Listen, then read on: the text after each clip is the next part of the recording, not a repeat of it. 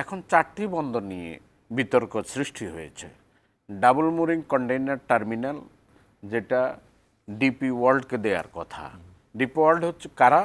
তারা হচ্ছে মধ্যপ্রাচ্যের দুবাই ভিত্তিক একটি কোম্পানি সংগঠন এবং এটা আমরা এমনও শুনেছি যেটা শেখ হাসিনার সময় এই আলোচনাটা শুরু হয়েছিল। কেউ কেউ বলছেন যে যখন শেখ হাসিনা জামাই দুর্নীতির দায়ে আটক হয়েছিলেন, তখন দুবাইকে শান্ত করবার জন্য শেখ হাসিনা এই ব্যবস্থা করছিলেন, আরব আমিরাতের সরকারকে শান্ত করবার জন্য। আরেকটা হচ্ছে বে টার্মিনাল 1 এবং 2।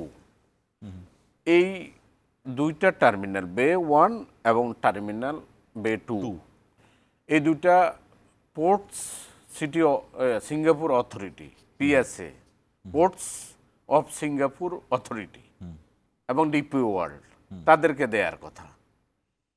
আরেকটি হচ্ছে লাল দেয়ার চরের বন্দর, এটি ডেনমার্কের এপি মুলার মার্স কোম্পানিকে দেওয়ার কথা। এই 3টি কোম্পানি মনে হয় পৃথিবীর খুব বিখ্যাত 3টি।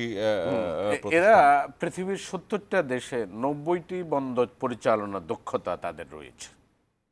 এবং আপনি জানেন যে ভিয়েতনামের সবচেয়ে বড় বন্দরটি ডিপি ওয়ার্ল্ড পরিচালনা করছে, সিঙ্গাপুরও করছে। সিঙ্গাপুর অথরিটি তারা অত্যন্ত দক্ষতার সাথে পরিচালনা করছে। এখন বিতর্ক উঠছে কি জন্য? বিতর্কের পক্ষে মত আছে, বিপক্ষে মত আছে।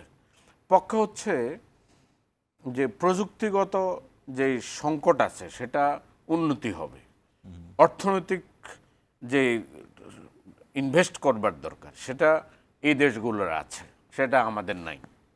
এই বিষয়গুলো তারা দেখা দিচ্ছে যে নিউ মুরিং টার্মিনাল যেহেতু অ্যাক্টিভ, এখানে 90% মধ্যে 55% শুধু নিউ মুরিং টার্মিনালের মাধ্যমে পণ্য আমদানি রপ্তানি এবং এই কন্টেইনার হ্যান্ডলিং উঠানামা করা হয়।